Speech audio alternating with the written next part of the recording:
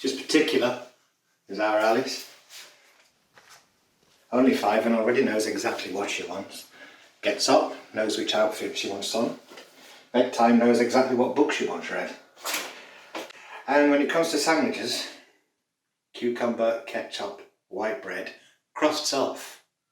Particular, you see? Like a dad. Not me, my husband. Well, she's not getting cucumber and ketchup tomorrow, that's for certain.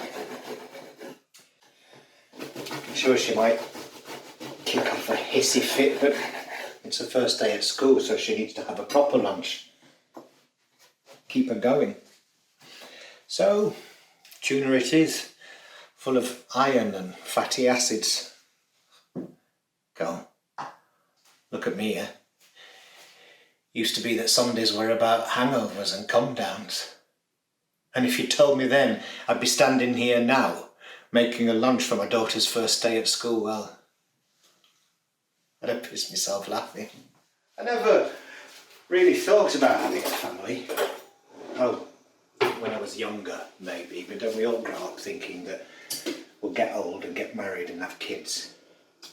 Back when I thought I could find the right girl, ignore the gay thing and follow the normal path. But coming out, it's like being gay was like finding out that you were infertile, so I gave up on the idea of children.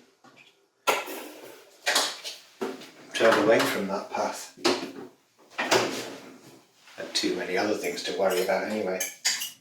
And then I met him, and the rest, as they say, is history. Hasn't all been easy though. Oh, train of shit. The adoption, the visits, the interviews. He was amazing through all of it, obviously. And when I felt like we'd explained the intimate details of our private lives to strangers for the umpteenth time, he got me through it. I know they need to know all of that, but still tough. But when she came home for the first time, forever, all of that just melted away. And in its place was the most gut-wrenching, head-to-toe, perfect love. Our Alice. And now she's 5. Fucking 5. Heading off to school with a Peppa Pig lunchbox. She can't wait. Hope it'll be different for her. School. I'm sure it will be.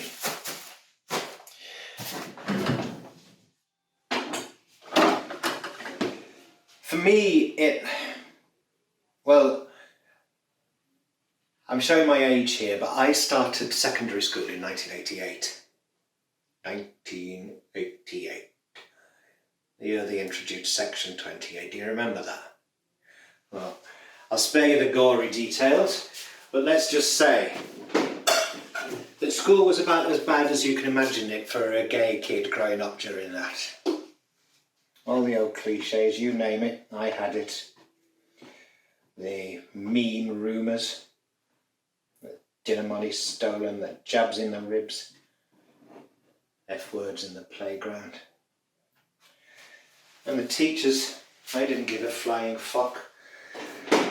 Or if they did, they weren't allowed to say anything. And my parents,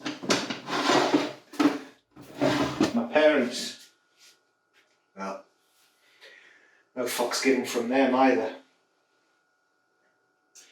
If I'd had a bad day, I'd just stop by the corner shop and buy as many sweets as my pocket money could afford, and then I'd run home and I'd gorge myself on sugar as I listened to my records. Madonna, Culture Club, what I was into then. couldn't speak to either of them. Mum, Dad didn't look them in the eye either. And they wouldn't check if I was okay. They were as straight can be. Certainly not the types to be preparing packed lunches on a Sunday. They just ignored me. Still do. Well, I am not such a parent. I promised myself I wouldn't be like that. Told Alice it would be different. Dear Alice, good luck on your first day at school.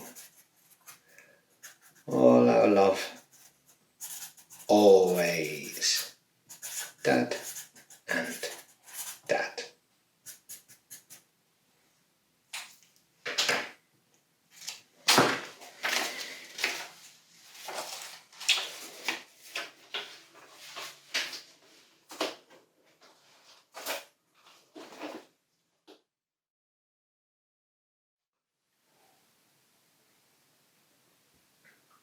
I was looking at the news on my phone as I waited for Alice at the school gate yesterday. There was this awful thing happened in Croatia. Out in the sticks, in some tiny town, they have this carnival, an annual tradition, it said. Everyone who lives there gets in fancy dress. Clowns, hippies, Elvis, that sort of thing. And their parade always ends with them burning an effigy, right? Well, some law is being proposed there that will let gay people adopt children, and this town, well, they don't like that. So this year they have decided to burn an effigy of a gay couple and their child.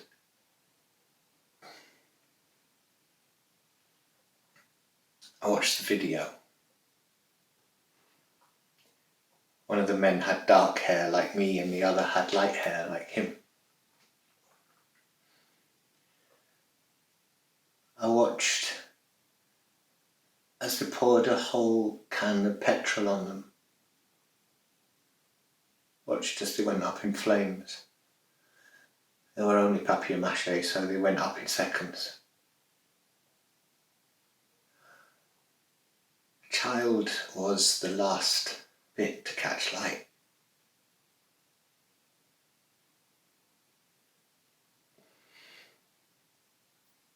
I watched them burn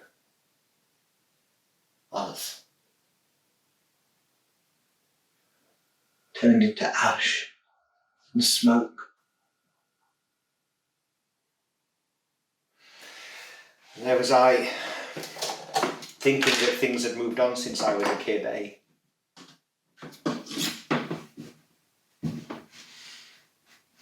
Alice's first week at school has been tough. After I watched that video, she came rushing out, got into the back of the car, didn't say a word. She was doing a me, I suppose. Talking to no one, not looking at anyone. I know it's only her first week, but she started off with so much hope. Breaks my heart to see her like that. It started, she eventually told me, on the first day when they were asked to draw a picture of their families, so all the kids could get to know each other better. One of the others noticed that Alice had drawn two men. Me with my dark hair, him with his light hair, and her in the middle. This child pointed out that Alice was different. Apparently, Nobody in this class has ever seen a family with two dads before, and so the rumours started. Told her it was weird.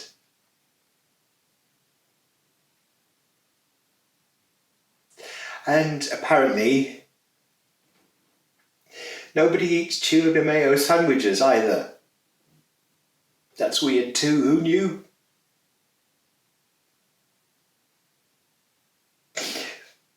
Only ham, she said.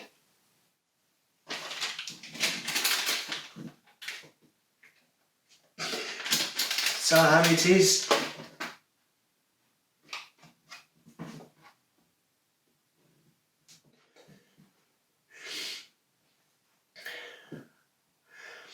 I must admit, it's been strange being back in school. So many memories. I swear, as soon as I step through that gate, I can feel my spine freeze and the hair on my arms stand up. That's some PTSD shit right there. And what can I tell you about the parents? Honestly, I've never seen so many Range Rovers. The yummy mummy lot. They're alright, I suppose. It's just different to what I'm used to. Do you know what one of them said to me yesterday? Mum's day off, is it? Nice to see Dad helping out. She was mortified when I told her. Properly embarrassed. But I guess we're not the normal school gate setup, are we? What the fuck is normal, anyway? We always tell Alice to be just who she wants to be. Nothing else matters. She doesn't have to worry about what anybody else thinks.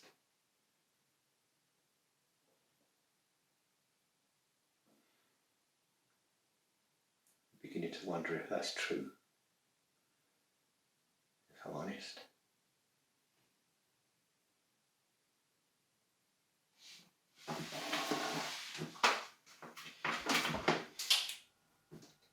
To Alice.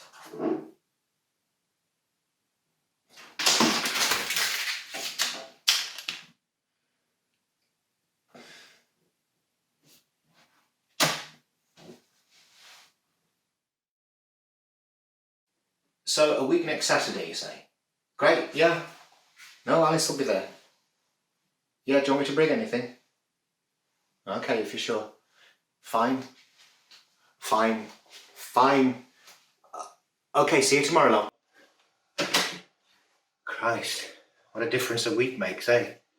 So, after the debacle with the drawing, Alice and the kids all had to give a little talk in their class about their homes, their families, their favourite things.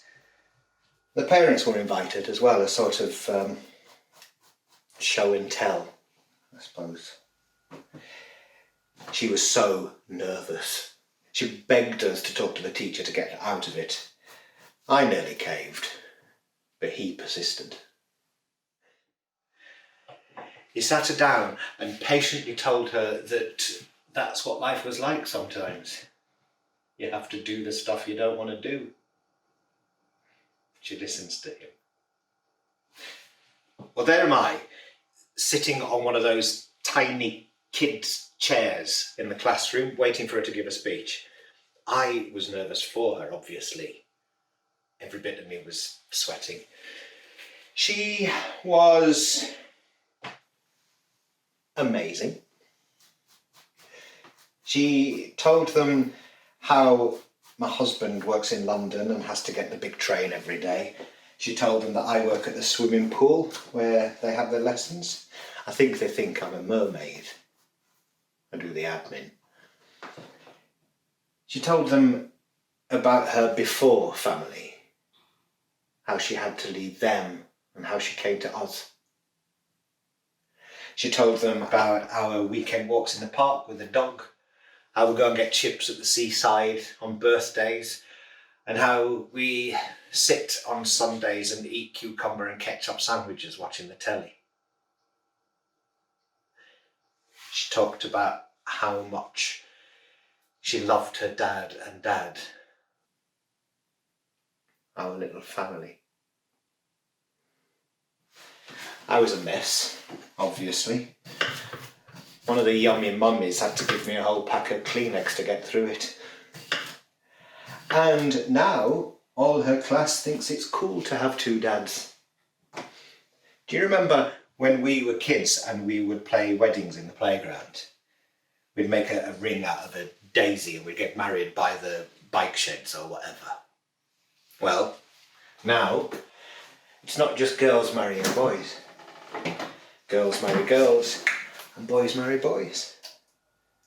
I'm serious. Progress, eh? And now everybody wants to eat cucumber and ketchup sandwiches. It's the in thing, apparently. Ham is out. So now we're taking a big picnic for all the friends. The things we parents do, eh?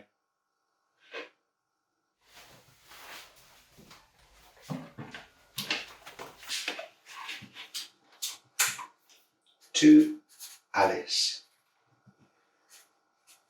Every day you make us